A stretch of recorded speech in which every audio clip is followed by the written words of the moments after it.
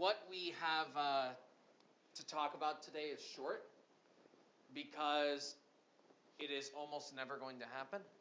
Almost never. Which is why we're still talking about it, because you could still see it, but not very often. Which is a one sample z interval for a mean.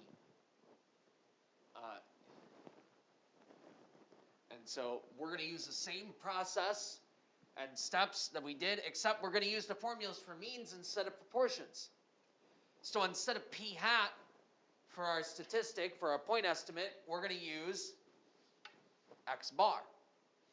We're going to use our mean instead of our proportion because we're using the mean. And instead of the standard deviation formula of the square root of p times 1 minus p over n, instead, for means, the formula for standard deviation is sigma over square root of n.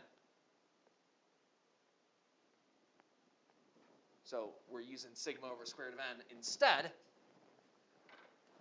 So what that looks like is, maybe, there's the format.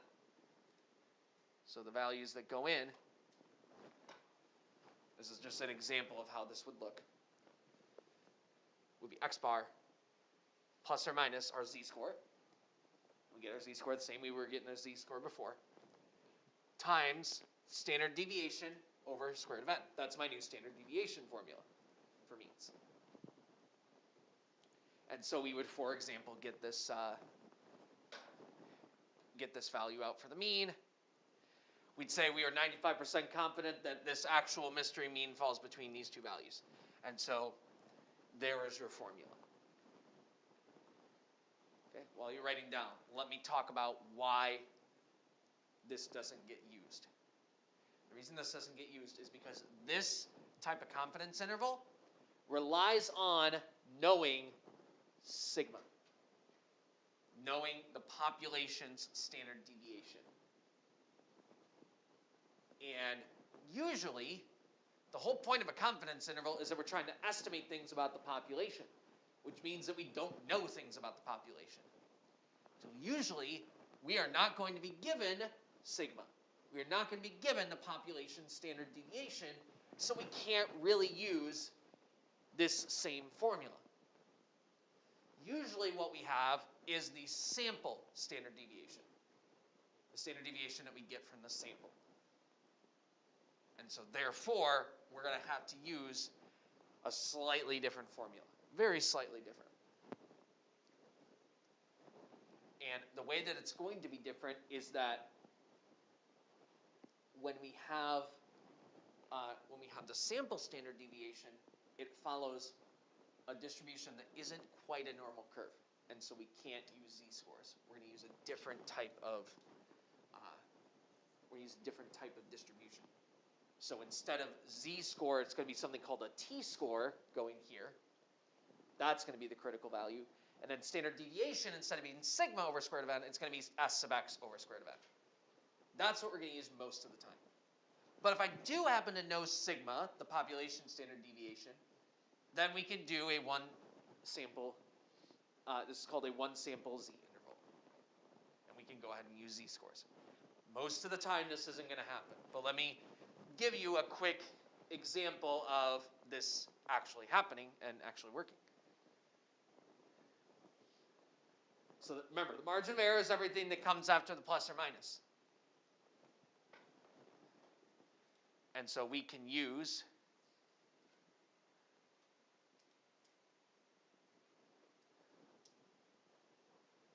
same idea for the formula for getting margin of error that we did at the end of the last section of notes.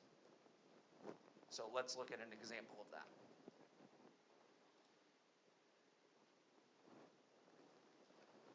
How many monkeys? All right, let's look at what we have. Researchers would like to estimate mean cholesterol level for a particular variety of monkey that is often used in laboratory experiments. They would like to be their estimate within 1 milligram per deciliter of the true value of the 95% confidence level. A previous study suggests that the standard deviation is about 5. So in other words, this is a situation where they're telling us something about sigma, about our population standard deviation. And so we're going to use this z interval. And how are we going to set that up? Margin of error here is 1. So margin of error equals our z-score times, I'm so used to writing that square root part. It's now sigma over square root of n.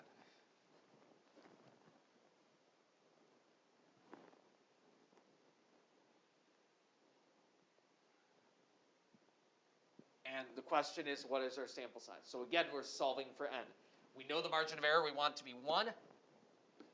95% confidence is going to give me a 1.96 as my z-score. Times our standard deviation, which is 5, over square root of n.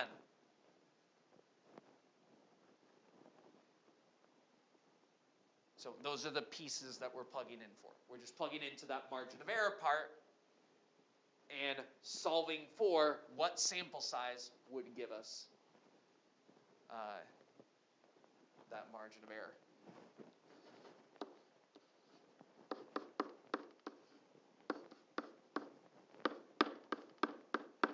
More algebra 2. Have fun.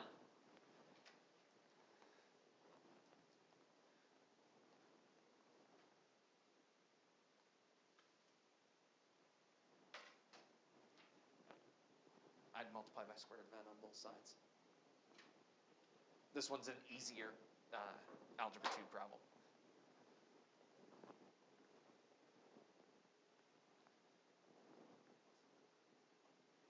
So I'll give you about a minute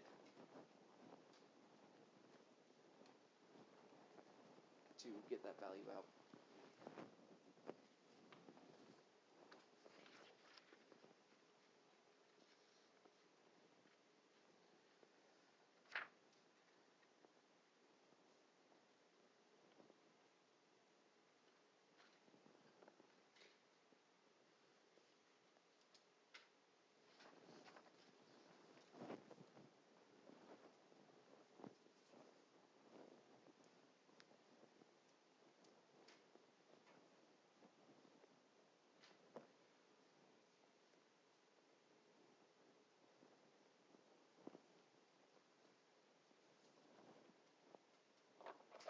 So one way I would do this is multiply by square root of n on both sides to get rid of the square root on the bottom. There's not a lot of different ways to do this one, so I'll go ahead and show it. So the square root of n on this side equals, this is 1.96 times 5. 1.96 times 5, what is that? 9.8. So we have square root of n. We want to solve for n, so let's square both sides.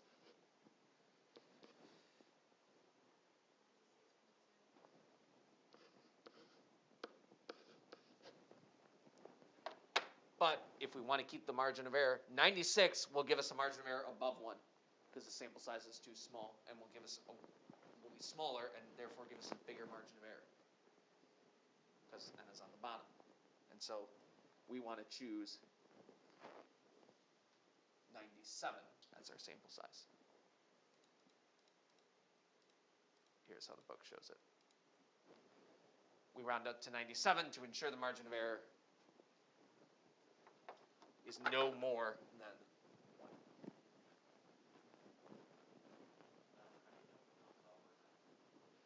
1. You should always, it's not a rounding thing. It is saying, it is understanding the idea that the, hold on, let me get everything erased here. So the question is, why did we know to round up here? The idea is that I want my margin of error to be within 1. So I want margin of error to be smaller than that value. And so if I have a choice between a larger and smaller sample size, which one will give me the smaller margin of error? It's going to be the one with the larger sample size. Larger larger sample size decreases standard deviation. And so between 96 and 97, we're going to choose 97, because 96 will give me a larger margin of error than 1. And that's not what I want. I want a smaller margin of error than 1. So the largest sample size that I would want. Or you can say, I want this, you can set it up as an inequality. I want this to be less than or equal to 1. I want the margin of error to be within 1. And then follow the inequality. The inequality, when I solve it, should say that n has to be greater than or equal to 96.04, which means if I'm choosing a sample size, I want the one larger than the 96.04, 97. And that's something we can control so that the sample size is that small. Okay. All right. On Monday, we're going to talk about when we don't know the population standard deviation, and we're going to talk about a new distribution called a t-distribution, and getting something called a t-score, which is going to potentially involve some calculator work. So make sure you have your calculator handy when you watch the notes on Monday. Do